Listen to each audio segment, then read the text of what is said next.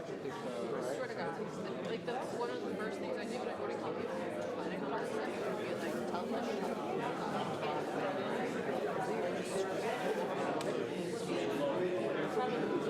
Good afternoon.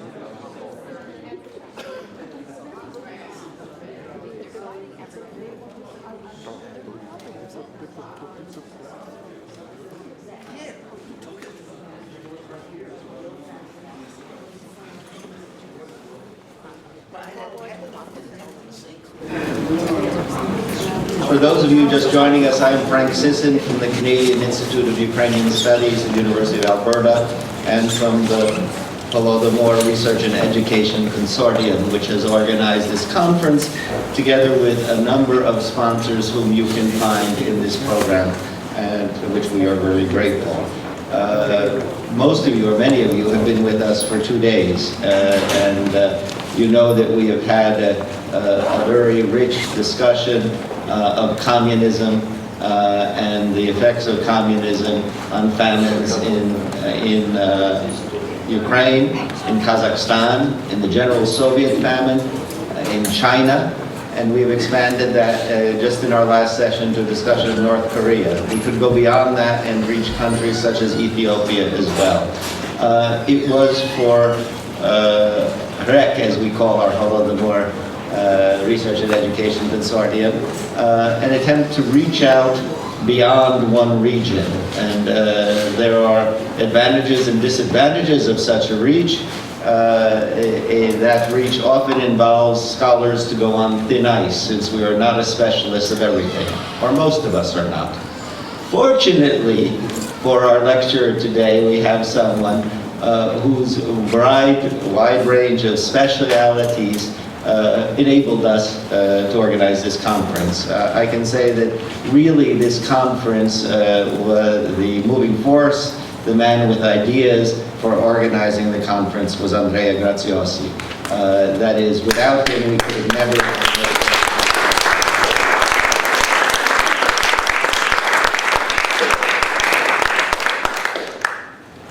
Andrea Graziosi is professor on leave at the Université de Napoli Federico II, an associate at the Centre d'études des mondes russes, caucasiennes et centro-européennes in Paris, a fellow of the Harvard Ukrainian Research Institute and the Davis Center for Russian and Eurasian Studies. In 2005, he was awarded the Order of Yaroslav the Wise for his studies on the Holodomor. He is the author of numerous books, collections, and above all, his study of the Soviet peasantry and the relationship of the Soviet state and the peasantry has shaped the field and whole generations of scholars in it. I also think, from the point of view of those interested in the Holodomor, it has been his research and nuanced discussion of the relationship of an all-Soviet famine that occurred in the 1930s and the specificity of the Holodomor in Ukraine that has changed much of the thinking of the field and caused many scholars to now adopt the vision that not only the national interpretation of the Holodomor must be taken seriously and is convincing, but also the Holodomor fits in the study of genocide. And in that, we have been very grateful that he has served on the advisory board of our new consortium. He sits on the editorial boards of numerous academic journals. He has taught and lectured in several European and American universities. Now, this several is a way of copying out from a long list that we would have at this point in time. He is a polyglot and does well in many languages, and as I think you will hear today, a captivating speaker.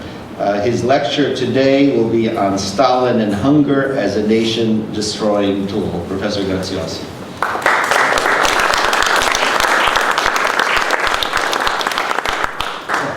After so many good words, of course, I'm going to be a big disappointment.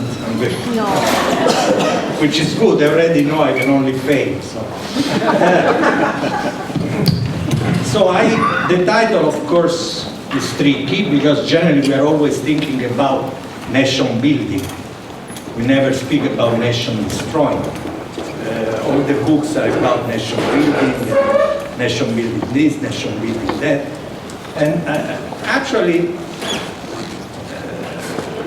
I just invite you at the very beginning to stop for a second and realize that if you accept the idea that nation building is possible, you are implicitly accepting the idea that nation destroying is possible too. Because if you can build something, you can destroy that something. There is nothing eternal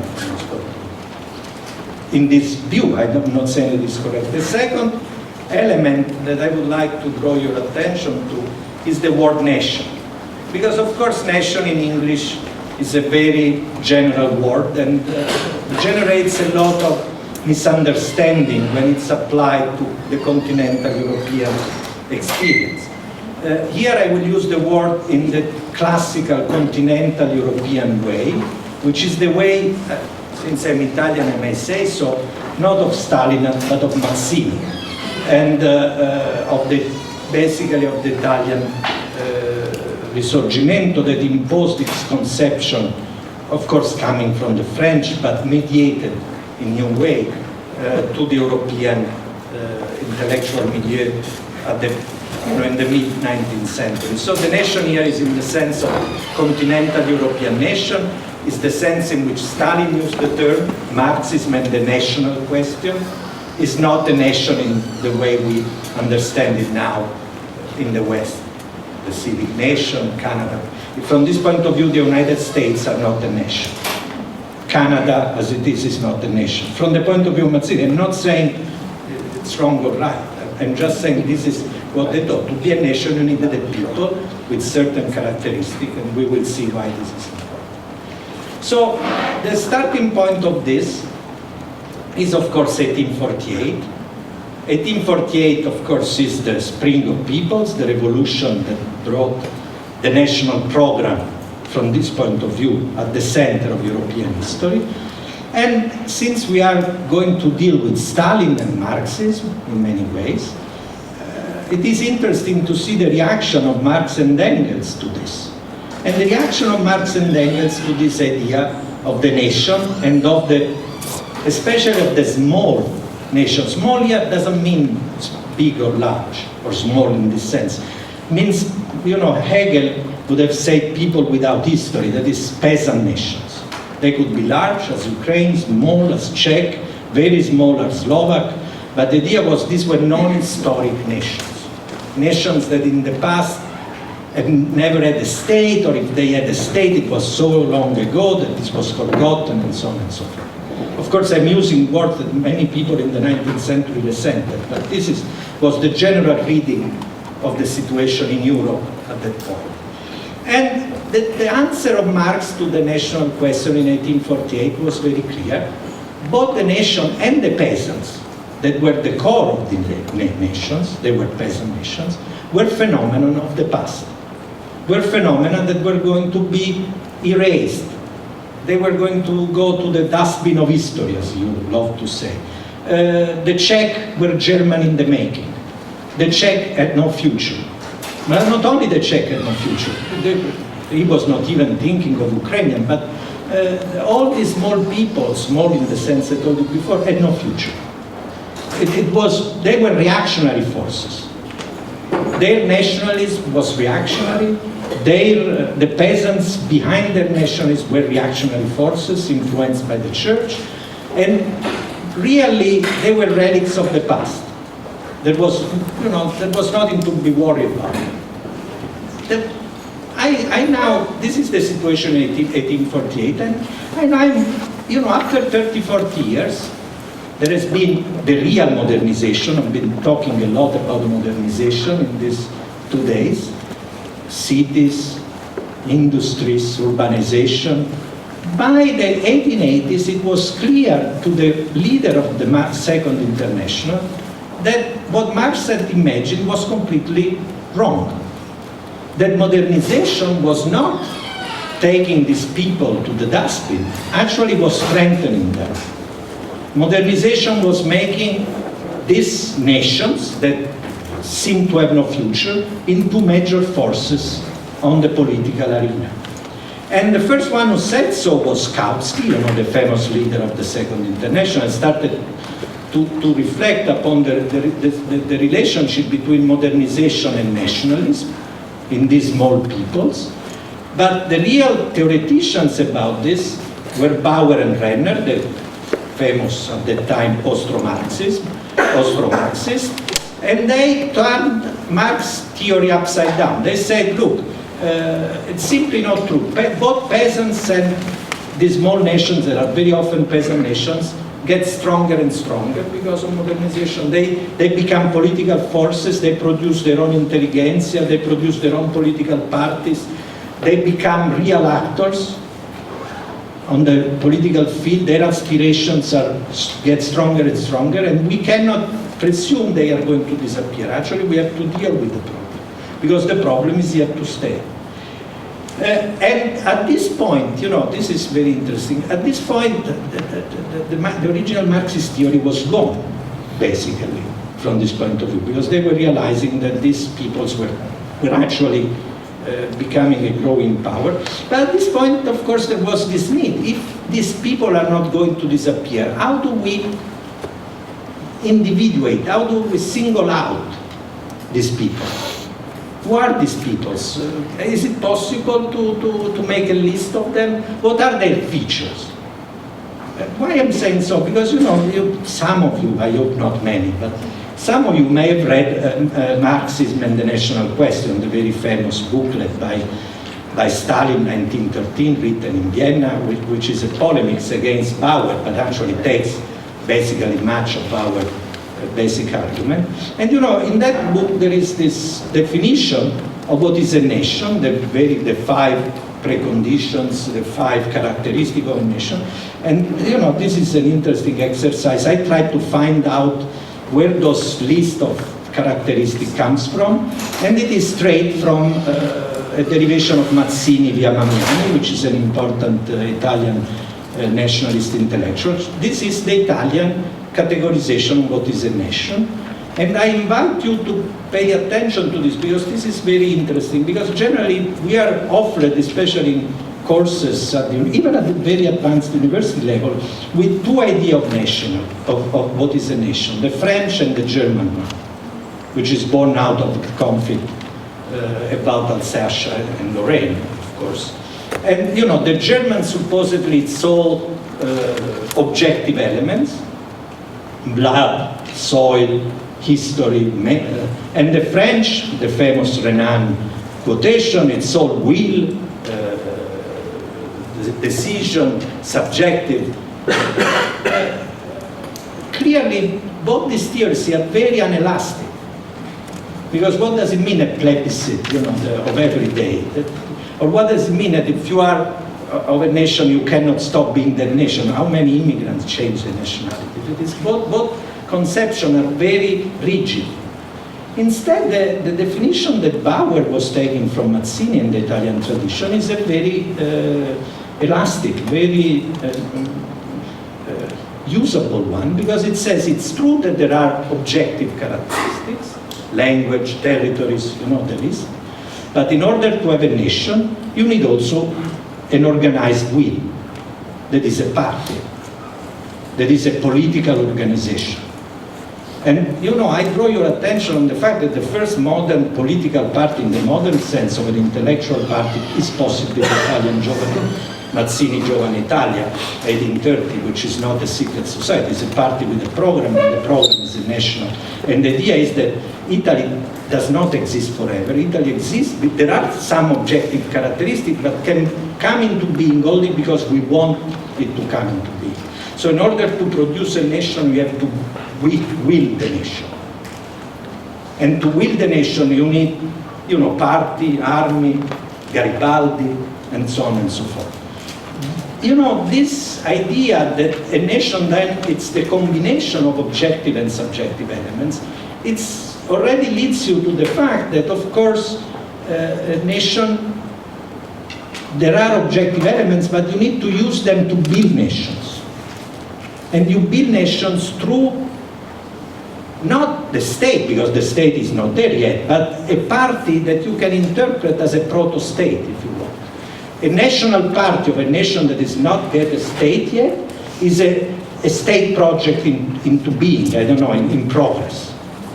So this is what you have to keep in mind. So let's start now with Stalin, because when we speak about, we will arrive at the Ukrainian crisis. Stalin, 1913, you know, Lenin had enormous influence on him, is writing this booklet that I advise you to read. You know, the title was very significant. It was changed into Marxism and the national and colonial problem, because Lenin extended this national concept to all the world, not just Europe, as it had been done by the Second International. So Indian or whatever, everybody had the right to build a nation if they could do this. So the idea is that there are objective elements, there is a subjective element, and you can build upon this to create nations. And of course, the main objective element in this outline is language. It's not the only one, but it's the main element. And the main carrier are peasants.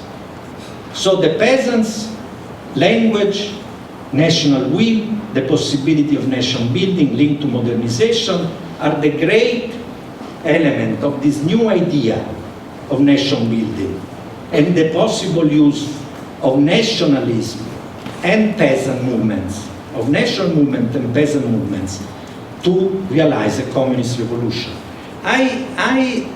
We are here before the very, you know, this is the contrary of what Marx had said. In 1913, 1914, Lenin, because Stalin is actually following Lenin thinking, what Lenin is saying is that you can have a revolution, a socialist revolution, using the forces that in traditional Marx analysis are reactionary forces. And in fact, when Lenin, you remember this, when Lenin comes back in April 1917 with his thesis and says in Russia we can have a socialist revolution, remember, the party, even Stalin then was, you know, everybody thought it was crazy. The majority of the Bolshevik party reacted very badly to this. The man, he was in emigration, he does not understand anything about what is happening.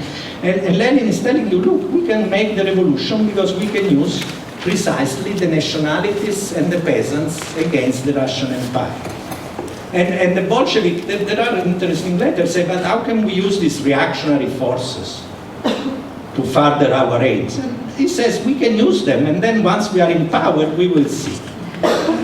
And it's very, to me, very significant that in some personal letters, they start to call him a magician, the Bolshevik leaders. Lenin is a magician because he's making what is impossible possible, using reactionary forces to make a socialist revolution. So you have a revolution that is predicated upon a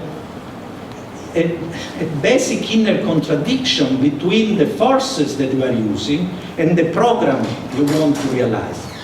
Because of course the peasants and the nations are following you because you are telling them get the land that is become small owners, which is not socialism, or create your own nation, which is not an internationalist program at all.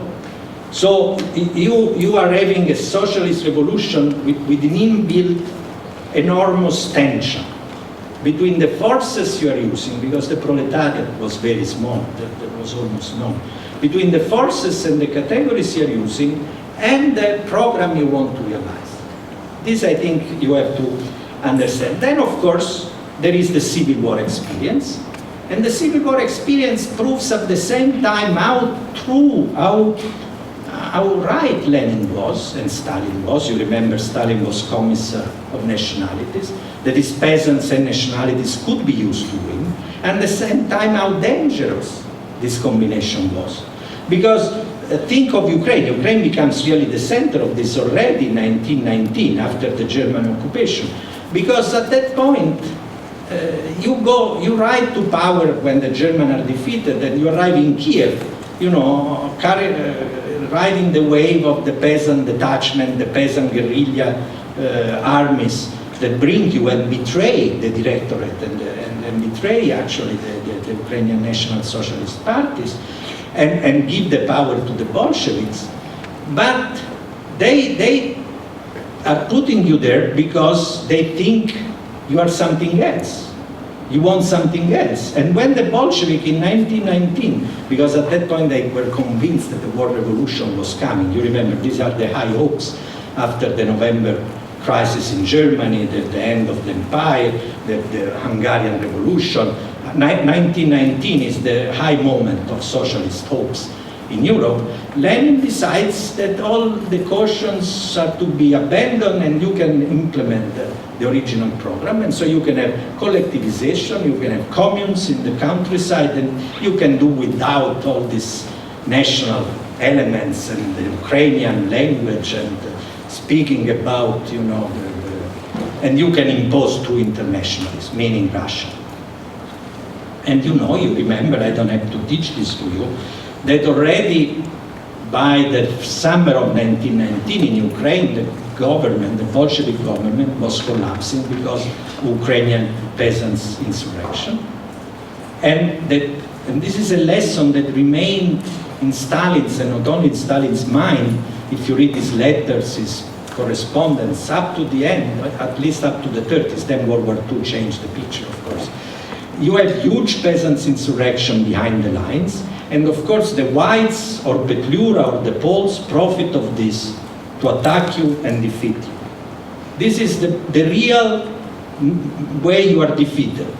You have peasants' insurrection because you have done something wrong with the peasants, attacking them on both the national and the land question, after using them and promising them. And then you have this insurrection and you cannot resist outside forces. So the real mechanism, if you read the trials of 1930, what Kondratiev and the other are accused of is precisely this, they are preparing this. So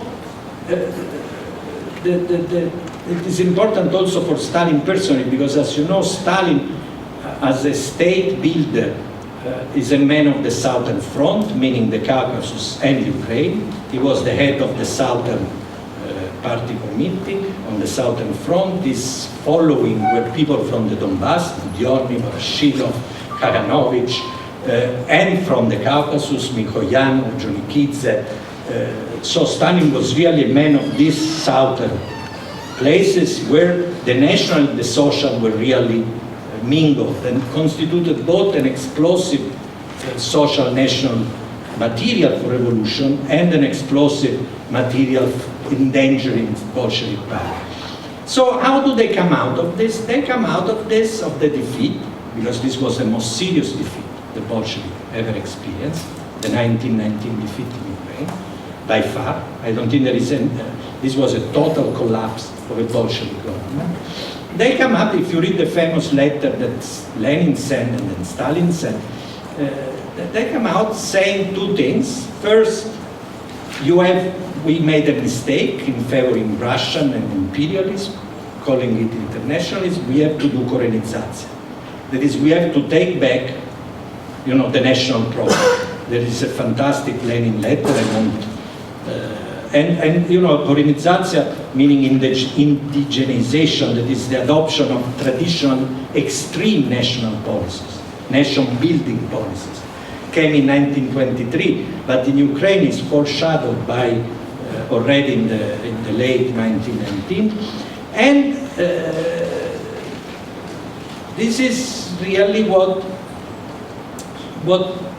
the solution. The other lesson that Stalin and Lenin learned is that you don't want anymore to mix the social and the national together. Because if you carry a fight against the peasantry, both on the social land and the national language front, you're going to, maybe you're going to win after all, but this is going to be a major disaster anyway, a real major fight. So actually, if you, of course I have to go very fast, but if you think of the 20s, what Stalin does in the 20s is a solid alliance with the Ukrainian National Communists, very solid. You remember, after some hesitation because of the Donbass really is a key. We know this very well these days, unfortunately. It's a real key to understanding Ukrainian relation with Russian and Ukrainian history since many decades ago. The idea is, you know, since the Ukrainian national communists and all the national communists, the main enemy is Trotsky, because Trotsky is, you know, internationalist. There's no feeling for peasants, for nationalities, for small nationalities. Trotsky is their enemy, I am their friend, so I am having a big alliance with all these national groups against Trotsky. And basically up to 1927, Stalin is very faithful to this, in spite of, you know, problem with Shumsky in Ukraine, but still, when he sends, you know, these are always the same people, we know this well. When Kaganovich is sent in Ukraine in the 20s, it is to enforce Ukrainization, very strongly. Then in 32 he's sent to destroy Ukrainization in the Kuban, in the Caucasus. But it's the same people, again, building, destroying, you know. And so these people are, up to the late 20s, very much united. The idea is that for them, and even for somebody like Hrushevsky, if you read his correspondence after he comes back to Ukraine, you know, in the 20s, the idea is that actually you can do nation building under socialism. You can since they understood the problem, you can do nation building in a Soviet context. This is the bet. And actually this can be very effectively done. And so that, you know, state building, nation building, Ukrainian building, we are speaking about Ukraine, but this applies to many other republics, can go together. And how are these people, because they all know that the peasants are their real basis. How come these people, to pick up what Professor Bianco discussed yesterday, how come these people, I'm speaking about the Ukrainian, because I will stick to Ukraine now, how come these people that knew very well that the peasants were their main supporters of the Ukrainian idea, were ready to support Stalin, the great turning point, the great industrialization and collectivization scheme that they knew peasants were not going to like. Because they also thought that peasants were a weak element in nation building. That with peasants you did not go far, because the peasants were not solid. In order to have a real, independent, solid Ukraine, you needed to conquer the cities. You didn't need to, you couldn't go far away with just peasants. You need to Ukrainize the big cities. And if you think of the promise implicit in speed industrialization, but not even implicit, Stalin told this openly, if I give you very speed industrialization and I will bring millions of Ukrainian peasants to the cities will be yours. And you know that Stalin was on paper saying that the cities belong to the surrounding countryside. This is stated already when it was giving Vilnius to the Lithuanian and not to the Poles. And this was his line, that cities that do not belong to their inhabitants, they belong to the countrysides that feed them. Of course, he then was ready to do a lot of things to avoid this with the Russian-Ukrainian cities, but still the principle. And the Ukrainian communists believed this, and I think they went with it because they had this, like mirage, this idea they could have these cities eventually. They could have a real Ukraine with real cities, with real Ukrainized. And they were ready for this, so forgetting already, because of course when you launch such a big transformative project as the Great Turning Point, of course, as everybody knows, when you launch a great transformative project, you have immediate centralization effect. Because if there is a big transformation project, you have to centralize things. So already by 1929-30, the local commissariats, the Republic, were losing powers. The high local intelligentsia was being, put aside. You remember Skripnik was already worried in 1930 because of the SVU trial. This applied also to Russia, by the way. Not just to Ukraine, because in Russia too there were phenomena like this. So that even though there were elements that this attack,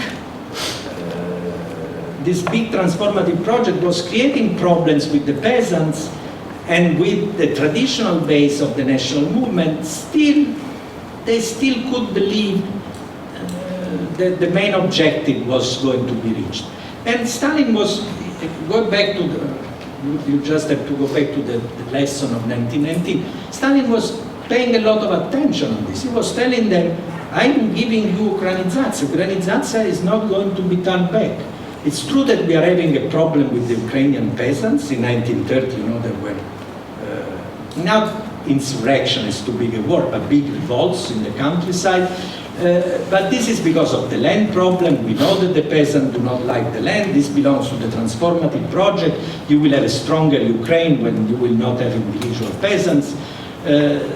So this can be accepted. Of course, the first doubts are already there. Today, Bogdan Krieg quite rightly said the national interpretation is not only Stalin. The Ukrainian national communists too, starting already in 1930, start to have doubt about what they had been doing in 1928, 1929. They start to have doubt, but still they continue, since they continue to control more or less their own republic, they continue to support this. At this point, of course, there is what I will not analyze because this is well known, we've been discussing this. Of course, the great turning point brings upon the country a major crisis, a major food crisis, a major productivity crisis, a major investment crisis, a major export crisis, import-export crisis, because it was so poorly conceived, it was so poorly executed, and because peasants didn't like it, and because there were a lot of, even the kulakization was such a mistake from this point of view, politically not, of course. So, from 1930 on, you have the growing of these contradictions I was telling you about. First, you have peasants that resist, not so much physically, because the village have no arms whatsoever in 1930. The arms have been calmed away in the 20s. But still you have a big opposition of the villages to collectivization, you have a drop in productivity, you have peasants that are calling collectivization second serfdom in all the open documents. So they are not accepting this, they don't like this, and they make it very clear. You have growing difficulties in getting grain, in exporting and thus in importing things. You have a growing crisis, economic crisis.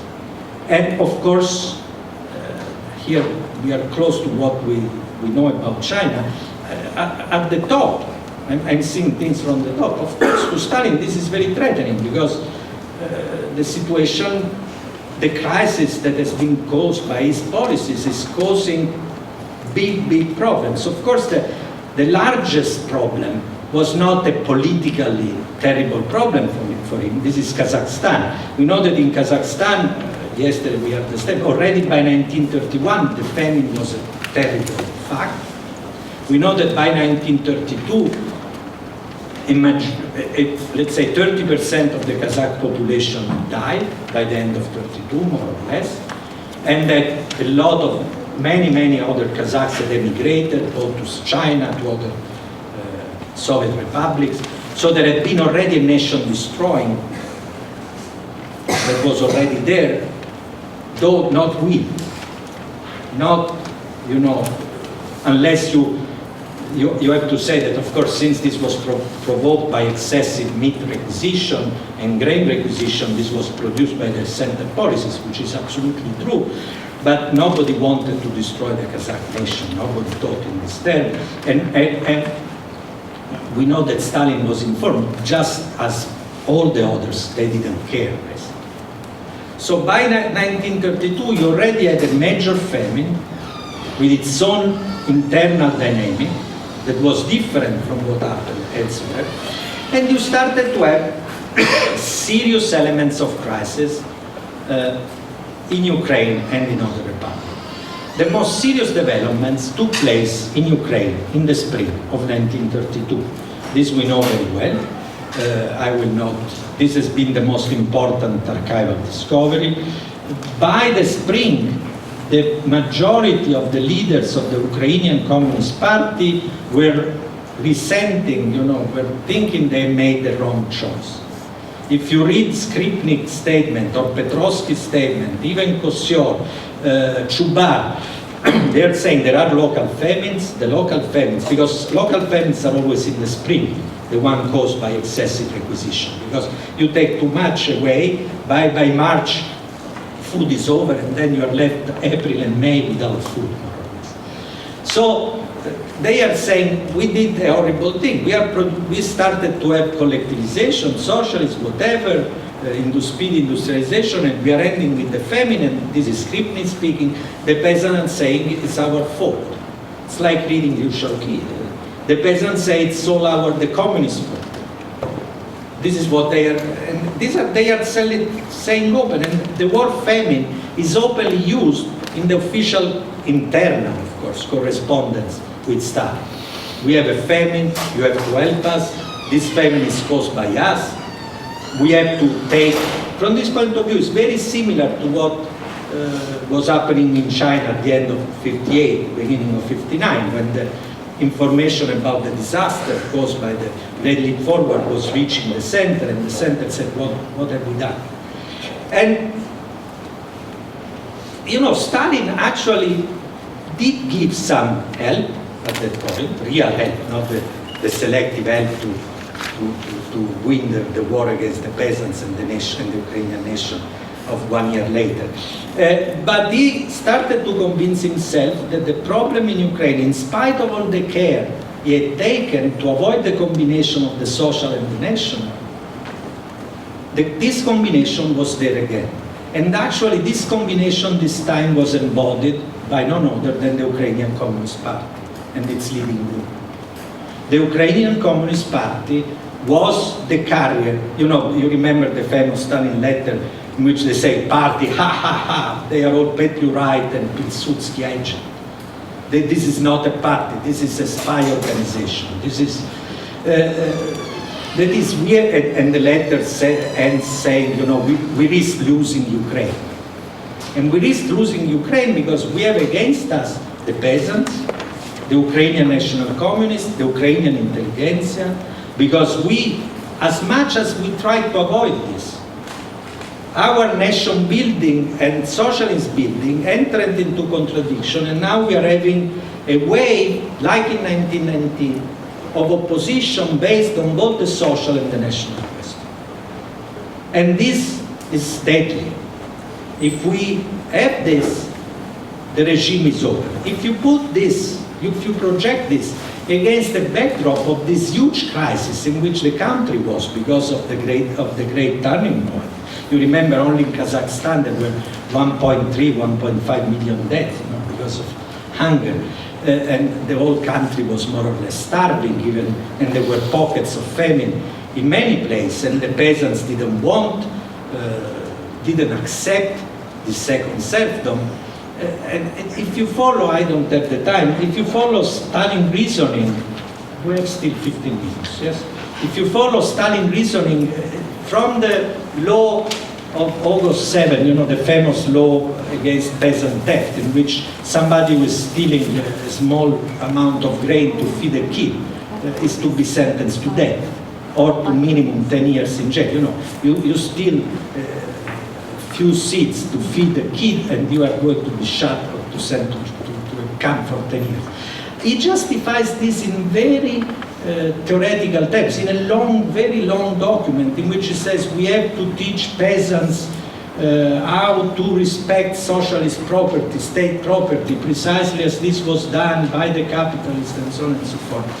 And so yes, and he's starting to say openly, and this is already the experience of World War, not only of the Civil War, but also of World War I, of the fact that people that did not work did not deserve to eat. That in order to be able to eat, you needed to work. If you didn't work for the collective farm, you had no entitlement to food.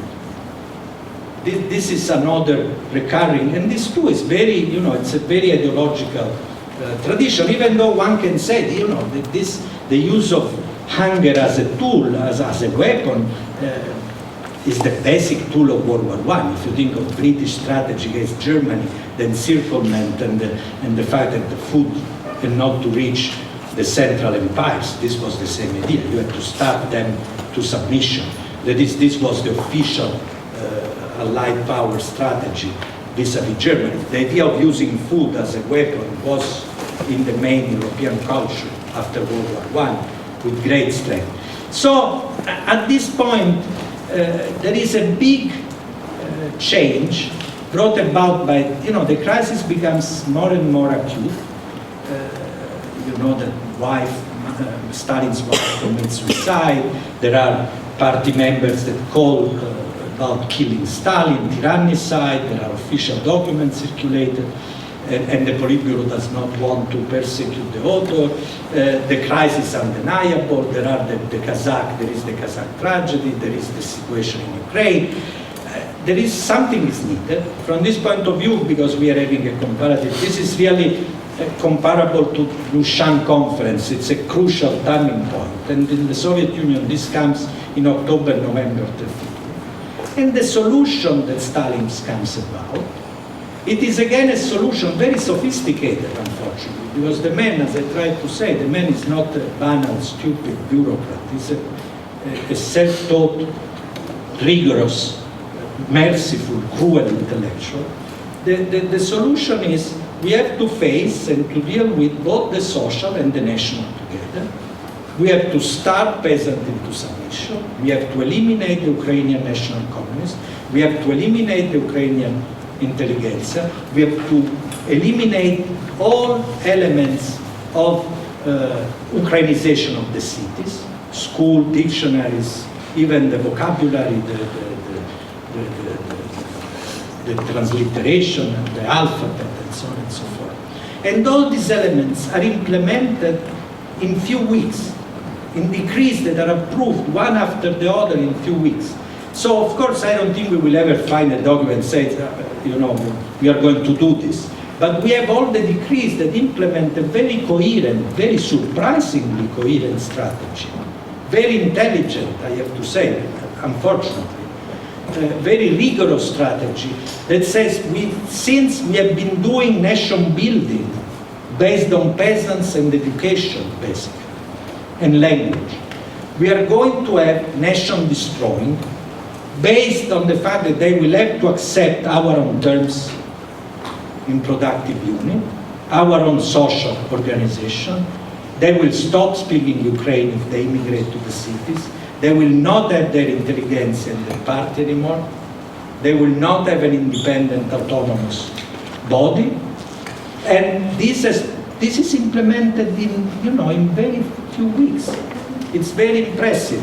The requisition, because it's true, I drew your attention before to the fact that Holodomor is very special, because most of these 3.5, 4 million people that died, because up to the spring of 32, meaning up to the end of 32, basically, only 200,000, quotation mark, enormous, but still only 200,000 people had died because of starvation over 4 years in Ukraine. And, we now know that about 4.3, 3.8, I would say 4.3 now it seems the most, but let's say 4. 4 million people died. They died because of the requisition of starting in late November and ending in January. So this requisition took away most of the food, not all, because most of the family were able to, hid something, hide something. This is normal. So I would say the normal family, not the very unlucky one, not the very weak one with old people and babies, was able to eat something until March. And then food is over. Not everywhere. This again is a proof that this was, a very, on the border region, food was continued to arrive. In the south, more or less, the situation was not as bad. Where this is focused is the Kharkiv and Kyiv Oblast, and the parts of others. And these are, by the way, the regions where the great revolts of 1919, Bielorussia had been. It doesn't mean that it's killing all Ukrainians, because of course in these regions all the small villages were Jewish shtetl. I think one can claim that most of the Jewish shtetl are wiped out almost in the spring of 1933. because people were not, so it's not that this means that it's only after Ukrainian, but the idea is to break the Ukrainian. I think he's reasoning in a statistic way, not in a, let's say, in a, a single, he used to love the expression, when you cut a forest, you don't know what happens. The important thing is that you cut a forest. So the people starts to die by the end of March, and by the end, of course, there are still massive deaths in July, but the most of people died between April and May and June. This is extremely concentrated and compact. There is not such a thing. I don't know of any other famine that is so concentrated and specific. And if you take all the other, how to say, all the other measures against Ukrainization, the dictionaries, the spelling, the destruction of the socialists, if you take Khrushchevsky is in Moscow and he writes, have been building this and that, all this is being destroyed. Khrushchevsky is not killed, it's just deported to Moscow. But really there is a complete destruction of everything that had been done between 1919, 1923 up to 1932. And I think you can, and I'm going to finish, you are having here a person that is able to apply precisely what I told you about at the beginning, a model in which nation building is possible because there are objective elements and there is a will, a political will, and a political actor that can use these objective elements to build a nation. But this very political actor can decide, because it's possible, to use the political will and the political tool and violence to destroy and not to build. And I think by May, June 33, Stalin won this. This is another huge difference between China and Stalin and Mao. By the summer of 33, if you read the letters of the Stalinists, they are celebrating victory. We won over the peasants, we won over the Ukrainians, we won our victory. The Congress, I repeated this many times, but this is very important. In China it's unthinkable. The Congress in China in 62 is a Congress of despair. In Soviet Union they call it the Congress of victors, because they had crushed the enemy. And they crushed the social enemy and the national enemy, which in Ukraine were two parts of the same. So I think here you have really something new and different based on a theoretical basis. That is, you are having somebody who is thinking in theoretical terms, not in banal or responding day by day because it's cruel or because it's vicious. Of course, Stalin was cruel, but this is not element. You have somebody who is applying theory in order to further his aims. And I think if you go, I will finish with this, there is this very famous 1952 discussion between Stalin and the delegation of the Ukrainian Communist Party. And the Ukrainian Communist Party Politburo delegation went to Stalin to tell him that the procurement were good in Ukraine. Then Stalin tells them, this is very interesting because the history of mankind knows many tragic cases in which entire nations died out because of lack of bread and were thus cancelled from history. This is Stalin speaking with the Ukrainian Politburo in 52.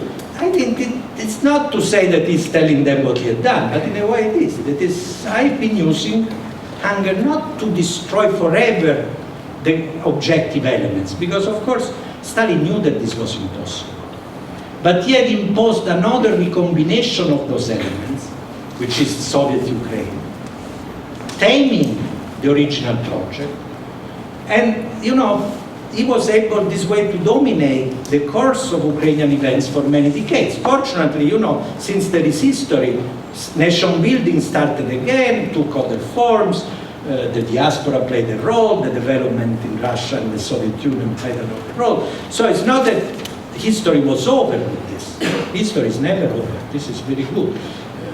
History continues. So, but he certainly was able this way to impose his recasting of nations. And the same applies also to Kazakhstan, even if it didn't want it, because as Nicolo and Sarah told us, in Kazakhstan, the new Kazakhstan was born out of the famine. So there too, the famine was a nation recasting, besides of it being a nation destroyed too.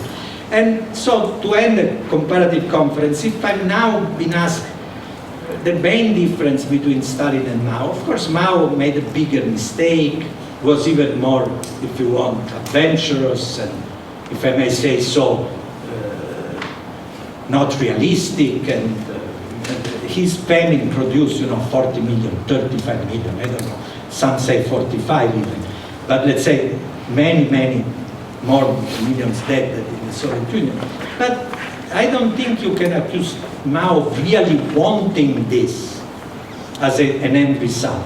I think this applies also to Stalin compared to the famine, the general famine of 32.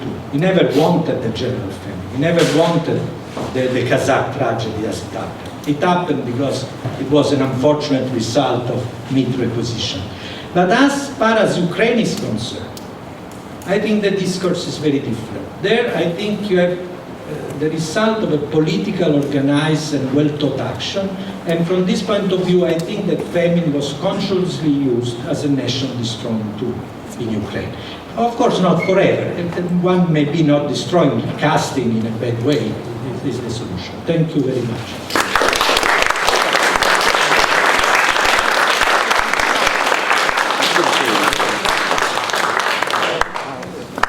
Okay, so we have time for some questions.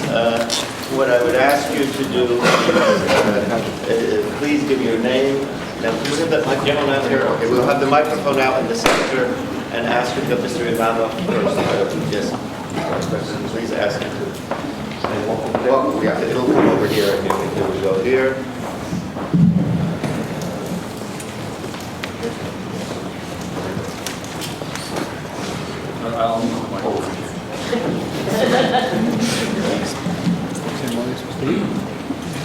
Just a little further back.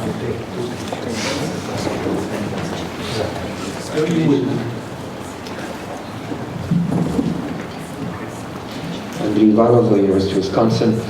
Thank you so much for this wonderful speech. You mentioned Mazzini, Stalin, and Mao in the same half an hour or so. So my question is on the impact of Mazzini on Stalin and Mao, and let me rephrase that. Language was a very important characteristic of objective tool of evaluating and building a nation. This is what Mazzini envisioned. A nation has to have a language. But in the 19th century, Mazzini's vision of a nation wasn't the only one available in Europe. There was also Lajos Kossuth, who said that language has nothing to do with a nation. You could have Slovak-speaking Hungarians, you can have Rusin, Ukrainian-speaking Hungarians, everybody is a Hungarian. What is interesting to me is why did Soviet Marxists adopt Mazzini's version of nationalism, what a nation is, to such a degree that language became important in carving out who's a Kyrgyz, who's a Kazakh, Tatars, Bashkirs. I mean, they're very similar languages. But in Mao's China, the canonical authority of language wasn't as strong. I mean, you did have Hakka and Mongols, but Shanghaiese language is fairly, or dialect is fairly different from what they speak in Beijing, but it's one nation. So why was the spirit of Mazzini so strong in, I mean, this is Hegelian, I know, in Soviet Marxism, but perhaps not as strong as in Mao's? Thank you. No, since the question is, I suppose, different from the other, I never claimed that Mazzini had any influence on China. Never. It clearly had a huge influence on Stalin, and this because Stalin and Lenin thinking on nationality were shaped by Bauer. And actually, when you study Bauer's sources are the study of what is happening in Austro-Hungary. That is the fact that modernization is not putting the small nationalities in the dustbin, is actually giving them power, as the Czech student proved in Trade Street when they beat up the German student and they imposed the creation of Czech University. And because he is taking the Italian theory through, this is very when I retraced this, it's very funny. This was a very small adventure, because there is this quotation. Stalin takes these 5 points out of Bauer. So I went to check Bauer's book, which is interesting but also very boring. And you read Bauer's book, and Bauer takes this from a German collection from an Italian sociologist. So who was this Italian sociologist? I followed many hypotheses. At the end, it's Terenzio Mamiani, who was an important Italian intellectual and the follower of Mazzini, who gave precisely those. Before I thought it was Mancini, then I thought it was another one, but it actually was Terenzio Mamiani. So actually, this happens because ideas do circulate, and do circulate also in a very unpredictable way. So that this definition of the nation based on territories, common culture, and history and psychology and language as the main element was taken over by Stalin, and it's canonized in Marxism. You open and it's opened by that. And this has become the standard way in which the communist movement has defined the nation. It's as simple as that. I don't know, and you know, Kosciuszko was highly unpopular because it's true that he said that the Slovaks were Hungarian, but Slovaks didn't like the idea very much, if I may say so. That is, maybe some Slovaks liked the idea, but the majority seemed not to. You remember he refused to have breakfast with them because they were not. So I would say that the Italian theory was more popular, and also you have to understand the need of people like Garibaldi, like the influence. And by the way, Stalin, you know, Stalin in his youth was not a Marxist, he was a nationalist. This is well known by now. He was a Georgian nationalist, he wrote horrible nationalist poems of very poor quality. And actually the culture he absorbed when he was, you know, very young, adolescent, infected with, you know, national ideas, were the predominant culture of nationalism, language, what I call small people national language in Europe and in continental Europe. And this was that culture. It was neither the French culture that was not sophisticated, nor the German objective. You know, the German was not so popular. Please. Can I just say something about China, the issue of language? First of all, you have to remember that in China there is unified written script. That was not the case in the Soviet Union, and Mao did not do that. It was done, you know, during the time of the first emperor. So that is the difference. Then on the issue you're talking about, you know, kind of the Shanghainese language, you know, dialect is very different. In fact, while there was no attempt to wipe out all these dialects, there was, after communists took over China in 1949, they introduced a literacy program. Through this literacy program, people were forced to learn Mandarin. I actually have, in my oral history book, I have an interview about people talking about, you know, like the Cantonese were forced to learn language, to learn Mandarin, sorry. So it's almost like colonial imperial position. I think she's right. You have to consider that in China there was ideograms. You could read that the ideogram meant the same thing to everybody, and you could pronounce it in many different ways.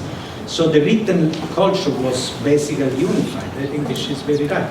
The thing changed with television and radio, of course, because then pronunciation became key. The issue of internal colonialism was raised a number of times. And I also wonder, in the previous session you mentioned that Stalin, although never condoned the official discourse on internal colonization, but within the inner circle, that was the way he talked about it. So I wonder where that sort of the notion and ideas of the colonialism that Stalin adopted came from 1913 pamphlet that he was writing, was national colonial question. It never actually was about colonial question to the extent that he used. So where that sort of ideas came from, and just wanted to reiterate the question I asked last session, but didn't have a chance to have any answer to it. If you could, what is the pivotal characteristic of internal colonialism that we can apply to other places as well. I have to say, as you know, I'm not so convinced by this colonial argument in the Soviet case, if I may say so. It's true that in the Kazakh case there are evident objective elements that can lead you to use the term colonialism. But first of all, you have to remember that when the book was called Marxism, a booklet, Marxism and the National Question. Then when there was the national liberation movement in Asia, the title was changed to Marxism and the National and the Colonial Question to mean that the national liberation was to be extended to the colonial. So it was a pro-liberation from colony discourse. So the official discourse was always anti-colonial and remained anti-colonial to the very end of the Soviet Union. And when they spoke in private about internal colonies, they never spoke of nations. They only spoke of the peasantry, Russian, Ukrainian, Kazakh, as internal colonies. So the internal colony was a social class or a social group, was never a nation. They never conceived of a nation as a colony, even in private. This is why I have a lot of problem with adopting the colonial language for analyzing the Soviet reality, because it's true that they spoke of treating peasantry as an internal colony. You know, the line is, the intellectual model is Marx chapter on primitive accumulation, and the occasion is the fact that, of course, as much as the American bankers wanted to give money to the Soviet Union in the 20s, as soon as they tried, the French banks immediately started action to seize the assets of American banks. Because since the Russian, you know, refused to pay the Russian debt, and the Russian debt was basically in French and Belgian hands, as soon as somebody dealt with the Soviet Union financially, the French central bank and the French bank started the legal action to prevent the Soviet Union from receiving. As a matter of fact, the Bolshevik already in private by 1925 were saying that the default of 1917 had been the greatest mistake they ever committed, because they cut them out from the international financial market. So at this point, and many bankers, communist bankers, left-leaning bankers were telling this to them already in 1917. Don't do this. This is going to be a terrible mistake. You don't want to have a default.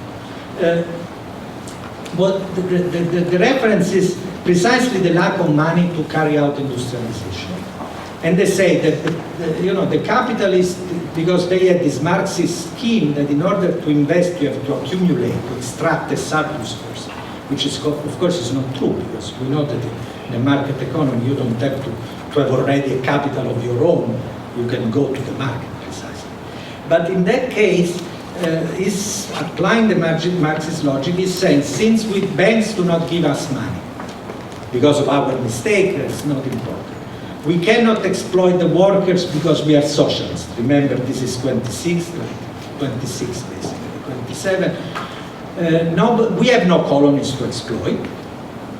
This is said openly in the same, again, so how much can you use the colonial argument?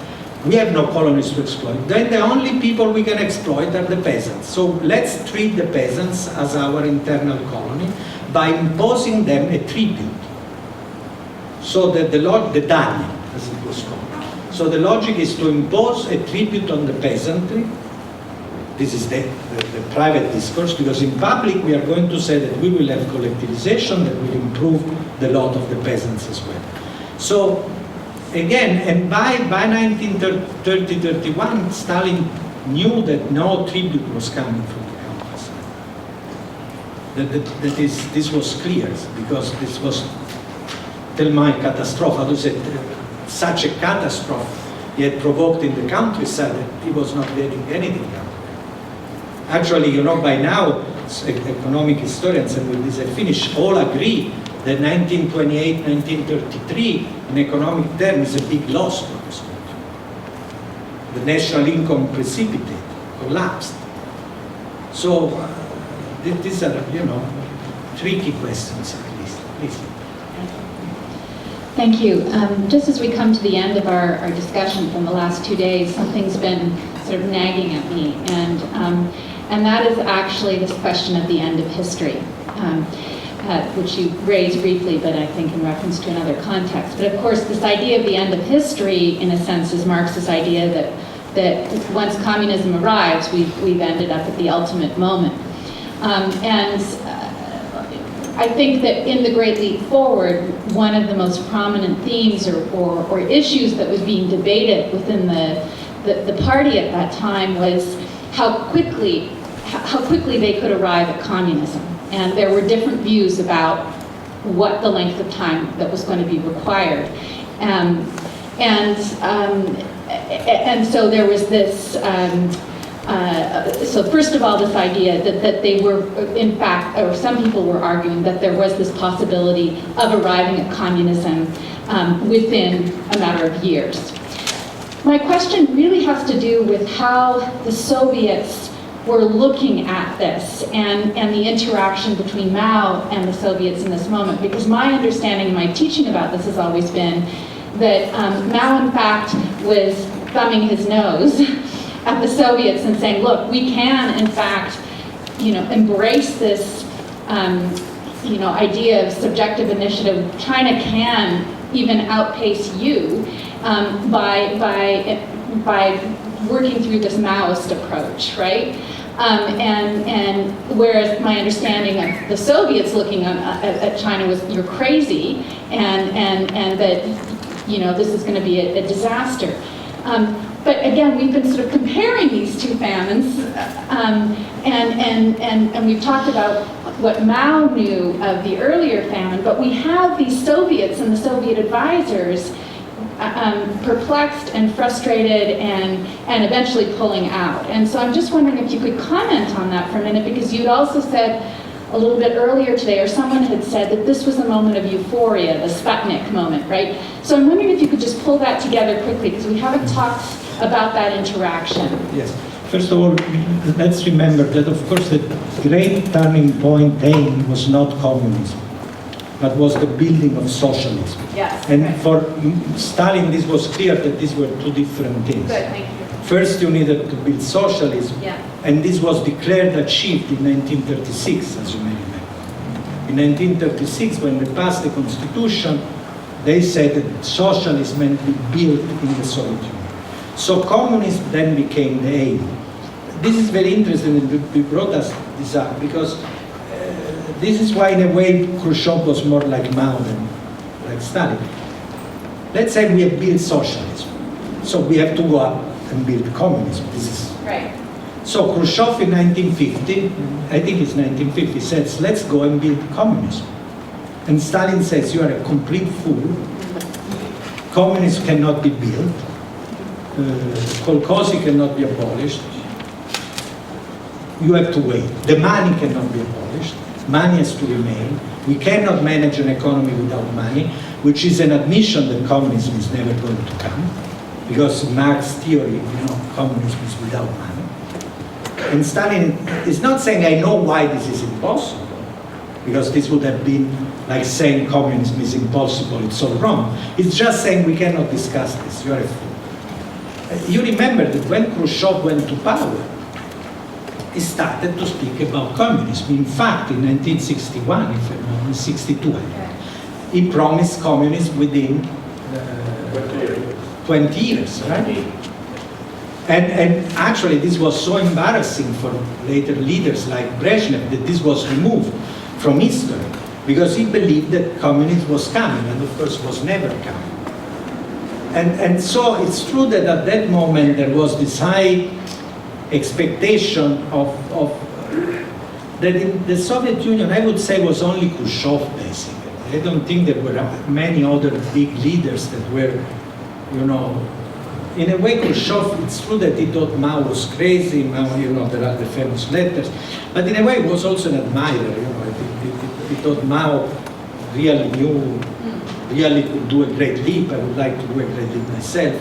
In a way he was trying to have a small leap, Khrushchev, in 57, 58. So I think you are right to contextualize the atmosphere of late 50s, early 60s, that is this atmosphere. From this point of view, in my view, this is the moment in which communism as an ideology is defeated.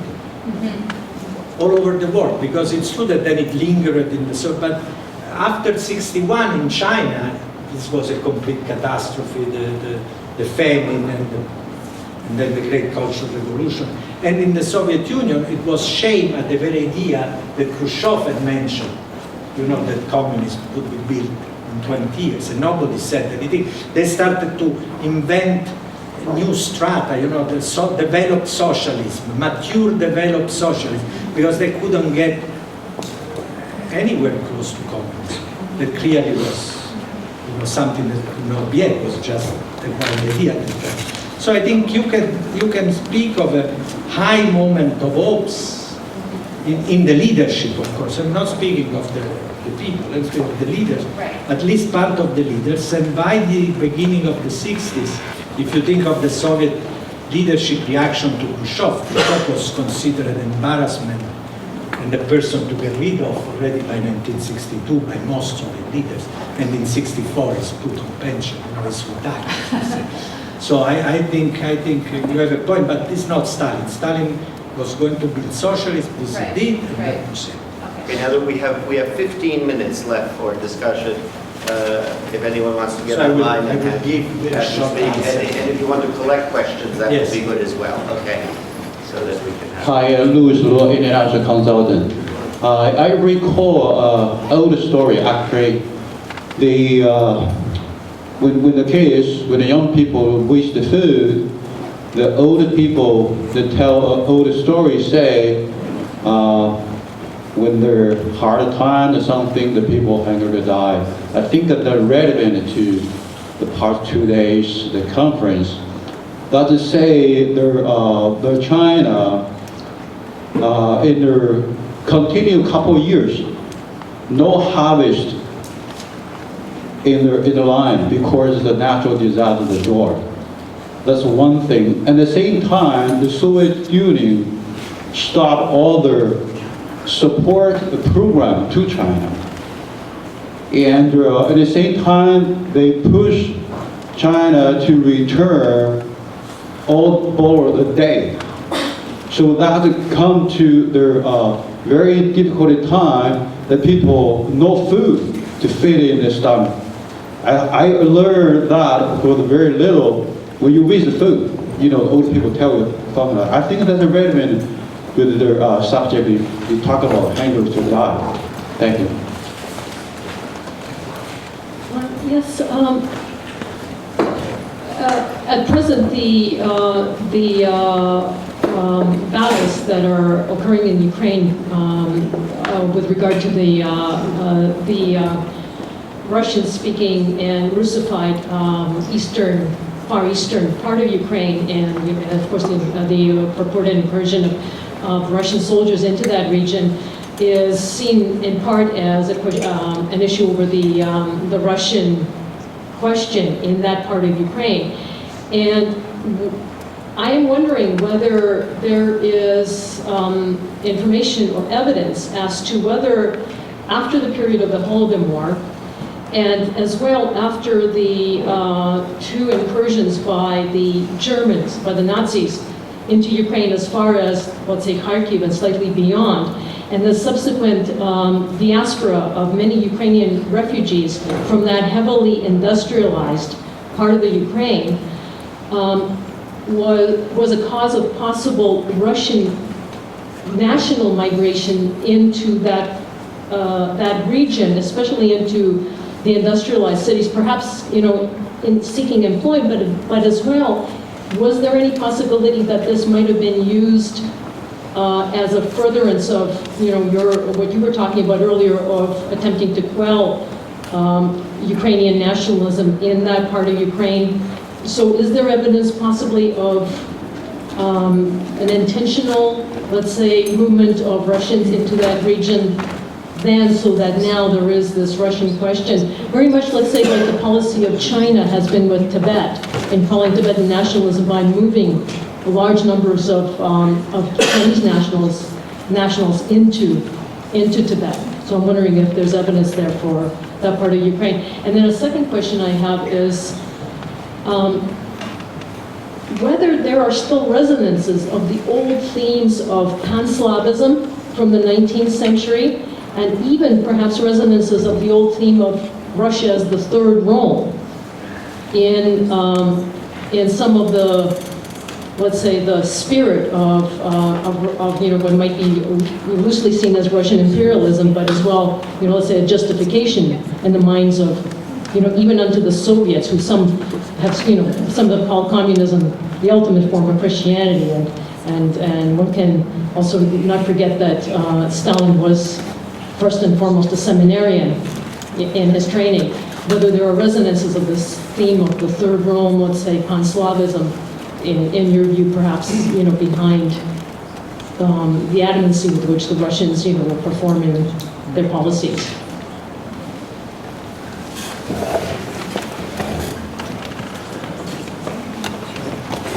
With this, our line is closed, okay? So that we have had our last okay. Just a detail about what you said concerning how Khrushchev was a fool in announcing communism for the next 20 years. On this point, again, the Chinese communists did much better. There was, in 1958, at the time when the Great Leap was launched, high-ranking communist leader in Hubei province who officially announced that the communist era would begin in China, all over China, on November 7, 1958, for the first 41st anniversary of October Revolution. So this is just a small point. Now, I will just say that I'm just recuperating from what you inflicted on us. You first to rehabilitate Stalin's sophistication. You showed, you took great pains to show how he was a clever, intelligent man, and without ever indulging in any moral condemnation, you just always remaining on the level of the cool analysis, argumentation. You just demonstrated how he was perfect, the archetypal monster. We just felt that implicitly, we felt our fault, and now you coolly demonstrated that.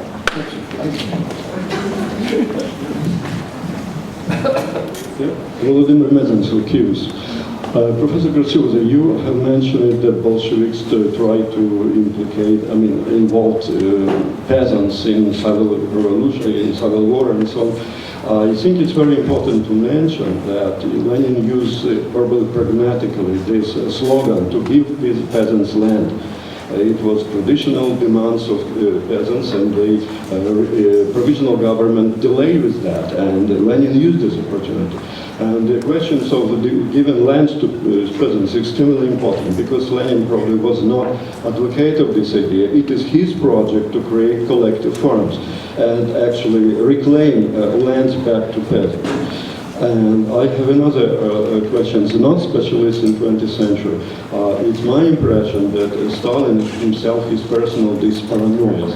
And he hate probably Ukrainian, and especially he afraid of this nationalism in Ukraine. We could call them Petlurivцы. That what, and in his terminology, it's always the term Petlurivцы used together with Pilsudchiki.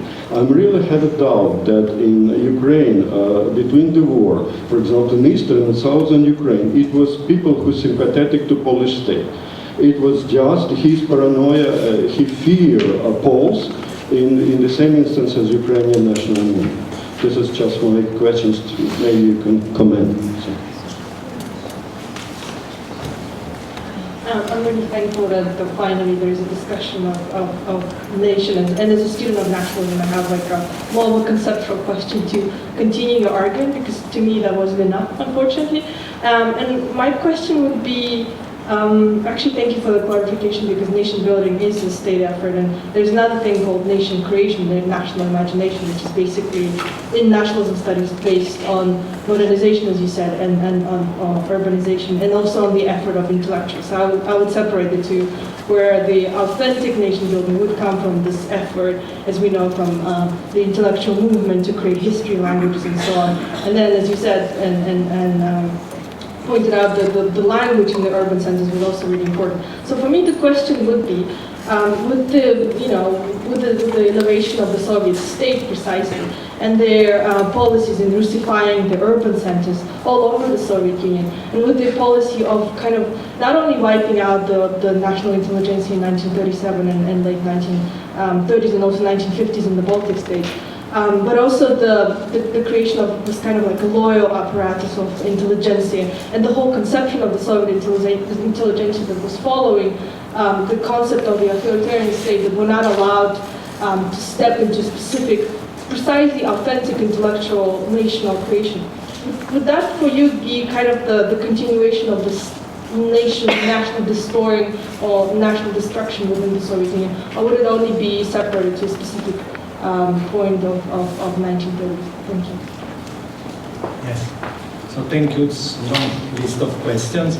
So very briefly, I am not a Chinese specialist, of course, but I will stick with, as far as the 1960-61 crisis and terrible famine, I will stick with Liu Shaoqi theory that this was 7% man-made, that is the communist product, and maybe 2-3% natural reasons. And I think maybe even this is, under-evaluating the communist policies. And this was shared by the party, and even Mao said this was true, basically. He accepted responsibility at that moment. Then, of course, he was very angry with Liu Shaoqi, and they take care in wiping him out. As to the Soviet Union, it's not true that they asked back for payment. Actually, Khrushchev offered very generous terms of repayment of the debts, and the Chinese refused them. So the Chinese refused. Actually, Khrushchev not only did not ask, but offered help, and it was refused. And I think this is typical of many dictators. If you think of what Ceausescu did in Romania with the debt, it was very similar. That is, they do not withstand the idea of having debt because they're losing face. So I think I cannot answer, but I think it's wrong to say that this was provoked by the Russian. Of course, the Russian, by retiring their advisor, did make things worse, but by 1960, the crisis was already there and was a product of Mao's decision after the Bushan conference. I think this has been proved. Could I add one thing? Yes.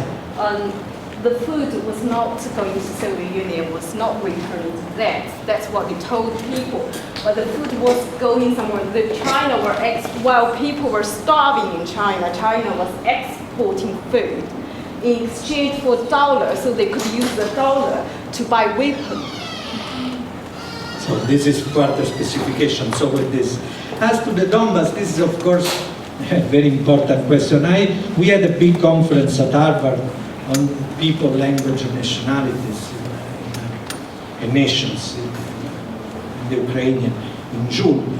And I would say that the common opinion is that the Russian Russification, Russian presence, which are two different things in the Donbass, has very little to do with the Holodomor. The crucial moment is actually the Tsarist industrialization, because you know that generally language come to dominate people when mass education is introduced.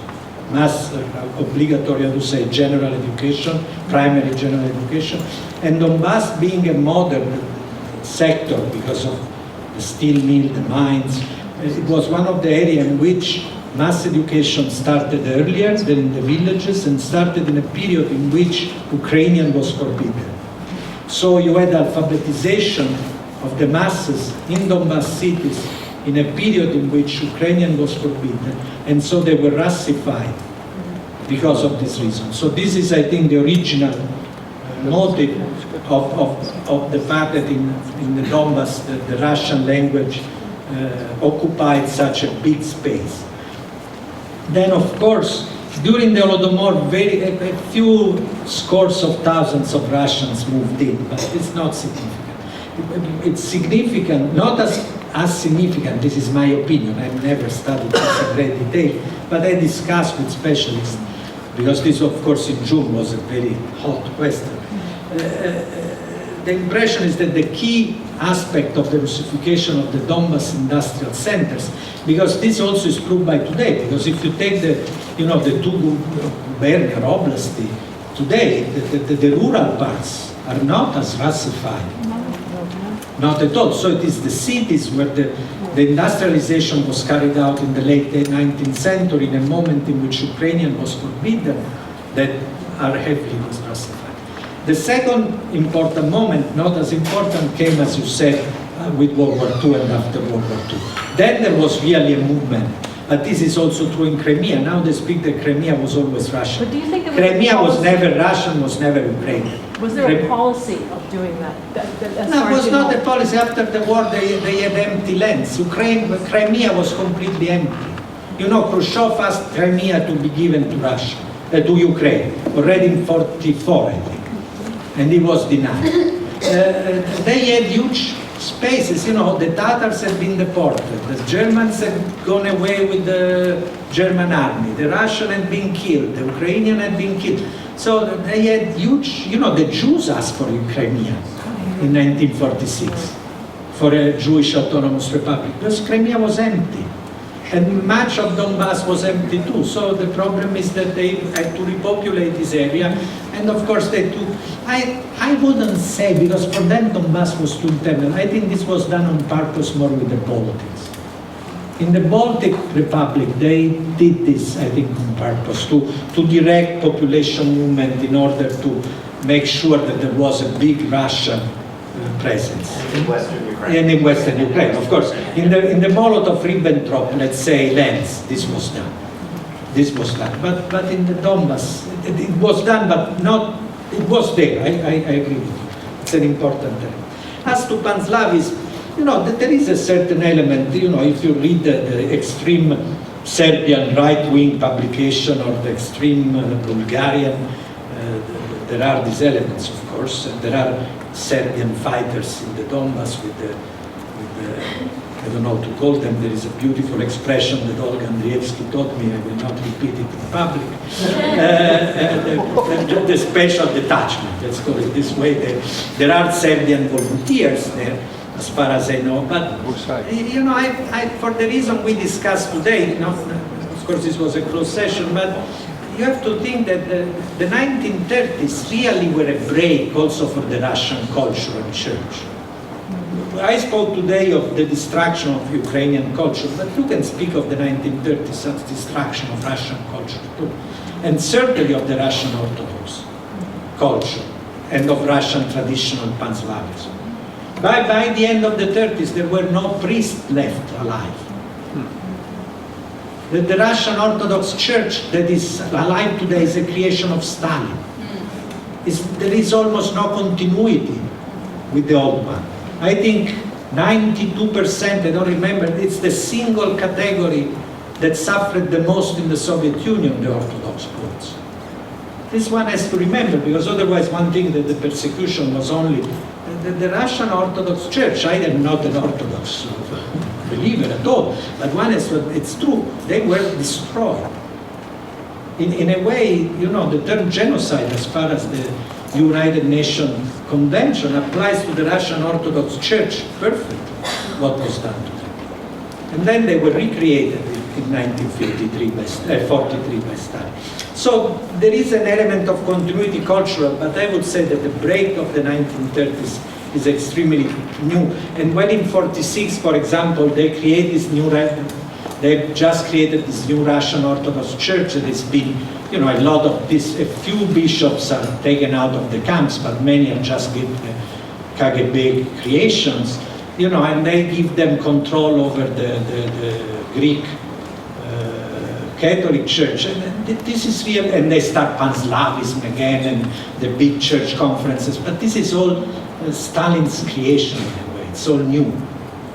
It is a concoction of old elements, but it's a lot of has to the problem with Stalin, yes, well, it's not a morality play. That is, how can you, if you read his letters, if you read the comments to the death sentence and the torture he ordered for his friends, if you read, you are in the presence of a cold monster. This is, but why? And so I come here and I lecture that Stalin is a cold monster. It's too easy. It's true, but it doesn't explain. I try to explain how this person and why he was so powerful. Yes. Because remember, this was a very powerful person. I already told today, if you read Molotov memoirs, Molotov wife was in a concentration camp. Molotov didn't like this. He always liked, to have his wife back. And still, in his memoirs, he says, the conversation, he says, Stalin is immense. That, it's not a meaningless word, immense. What does it mean, immense? That is a person, Molotov was not a stupid or a weakling, right? What does it mean for a powerful, mean leader like Molotov to sit beside a person who has put his wife in a concentration camp and continue to think that this person is immense? What kind of power has this person on even a person like Molotov? So you are dealing with very powerful personalities, and unless you confront this, it's very difficult to understand why they could do what they did. This is, I tried to show this. So, as to Lenin and peasants, yes, of course, Lenin knew very well. I spoke of these tensions. I didn't say there was no contradiction. I said there was a contradiction. When you take the reactionary forces and you make a socialist revolution using nationalities and peasants, of course you're going to have problems. So you say, but I wouldn't be happy with what, Lenin was an opportunist. Because if you are simply an opportunist, you don't go too far. Because people realize you are using them. Lenin actually believed he could do this. That he could use peasant and nationalities and he could mobilize them and then he could make a deal with them, with the NEP, and then he could, because he believed in politics. And politics is a very sophisticated thing. You cannot say great politician is an opportunist. I don't think this helps you understand. And in a way, from this point of view, Lenin certainly is one of the greatest politicians of the 20th century. If you think how many things he invented, we still have in China the Leninist system, the party state, which is Lenin's invention, is still in power in China. I think the Politburo still meets in the same day in which Lenin appointed. I don't know when it meets in China, but for many years they met on Thursday morning at the hour, and they have a secretary that deals with the central committee in a certain way. These were inventions, these are not banalities. If you invent the party state, or the use of the party, or so on and so forth. These are very great thinkers. Even we may dislike them, but if we don't realize how innovative they are, you don't go too far, even in fighting them in a way. Again, this is already treated. Stalin had paranoia. Yes, Stalin was an obsessive compulsion personality of the greatest. If I invite you, if it happened, this is very easy by now, these are in books. If you take the list of the people, of the categories that make up the first great mass operation of terror, what we call the terror, and now we know that the real name was mass operation, right? Of 1937. This is a list of categories of possible enemies that has been talked about for weeks and weeks, and categories have been added and changed and specified, and then new categories came. So this is a person who is always thinking what are the possible enemies and what is the level of danger. So we have first category enemies, second category enemies. So this is a complete, so yes, a complete paranoia. Is it paranoia? But it's also, thinking every day about power. So you could also say this. And you know, when you read the list and you discover that yes, there are the former priests, there are the former socialist revolutionaries, the former anarchists, the former member of party opposition, Communist Party opposition. There are the former leaders of peasants' revolt. There are all the people that have been sentenced to 3 years or more because they do not like us, even if they've been sentenced because they stole something or they beat a person in the street. So this is a long list of enemies because the internal enemies has to be, you know, detailed into precise categories, and these are reworked over and over and over between 37 and 38. This is very impressive as far as the mind goes. Yes, paranoia, but it's not that you are saying that it's a weak element. This is what I'm saying. The last question, and then we finish, about Russia and the Soviet and the use of Russia. Again, this is history. You cannot say politics toward Russian and Russian nationalism changed continuously up to the mid-30s. Before 1932-33, of course you can say that already during the Polish-Russian War of the bit after the Civil War, there were elements of Russian nationalism that were used, that in 1931 to answer the crisis that the policy had provoked, he was using Russian rhetorics again. But before the mid-30s, Stalin actually did as much damage to Russian national elements and nation building as he did to other nationalities. And he certainly didn't care for the Russians. There is an evolution. Stalin starts to care about the Russian when he discovered that he can solve the crisis his policies have provoked.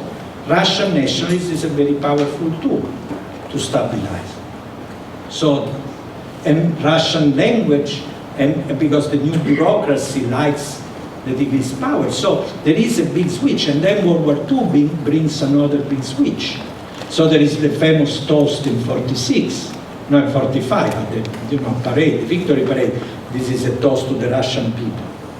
But if you read the toast to the Russian people, it says, I am having this toast to the Russian people because actually in 41 they could have kicked me out because I was not good for them or to them. So the relation between the regime and the Russian nation is stabilized only during the war, I would say. And then becomes an intrinsic element. But before there is a long story of turns and things.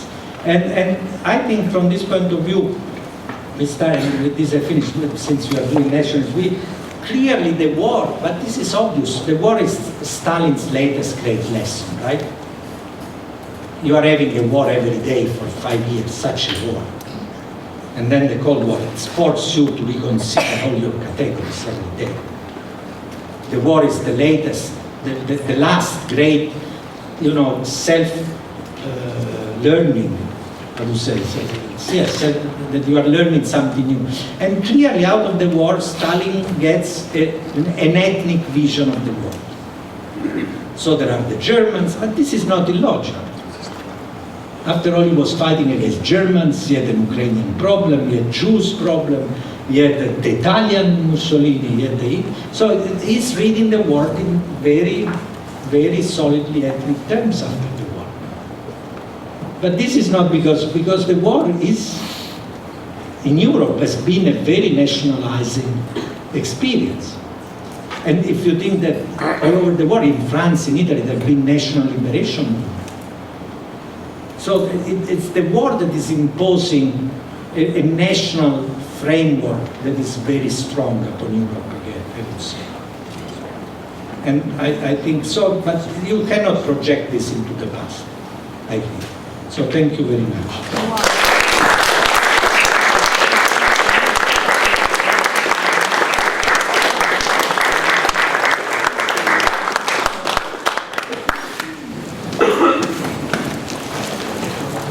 So as I promised you, he's a great lecturer, and that's not even taking into account the great glasses.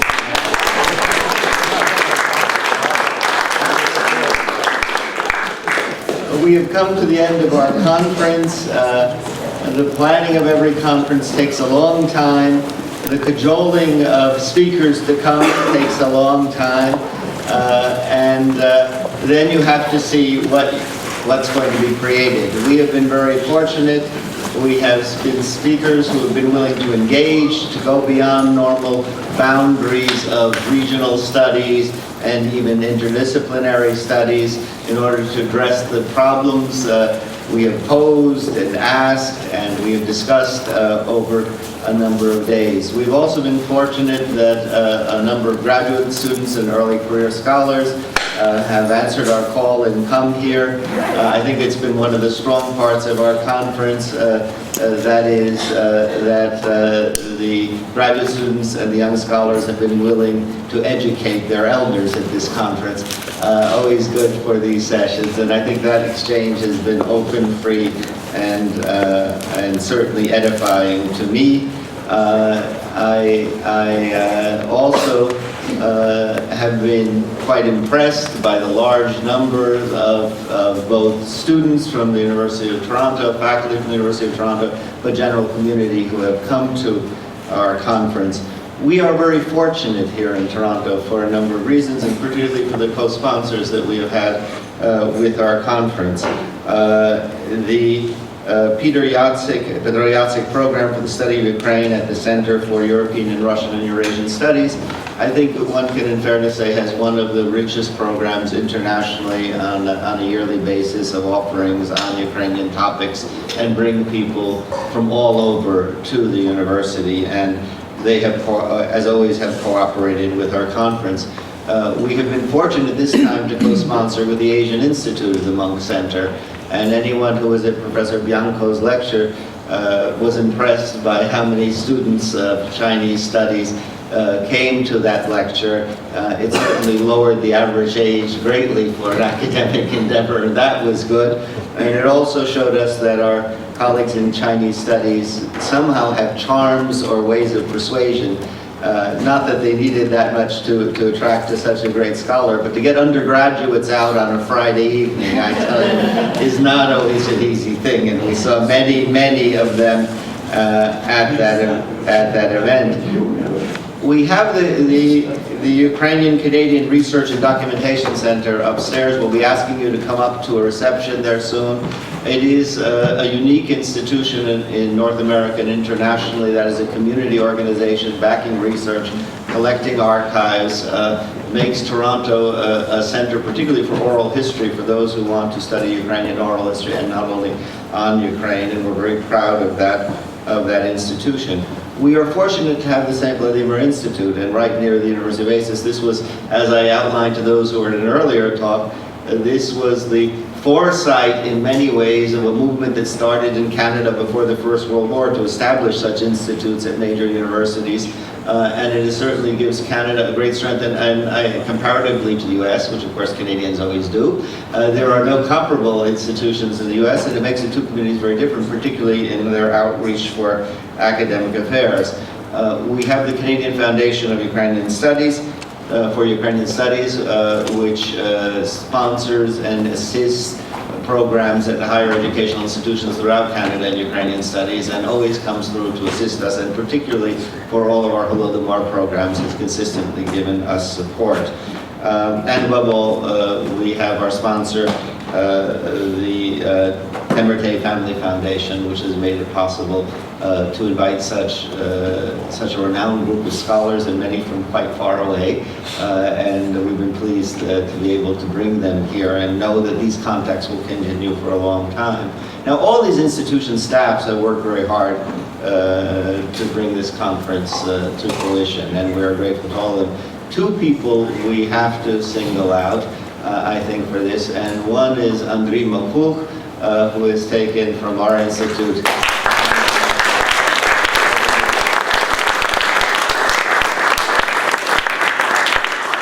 Andriy has dealt with the not always easy group of scholars to get them here, to get their papers in on time, and that's been one of the great, I think, benefits that we have brought them. It's a pleasant group. It's a pleasure for me to say.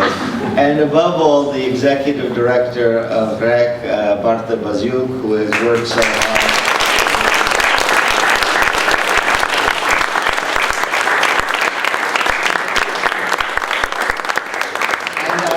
You upstairs to the documentation center and where we have our Holodomor research office, HREC research office.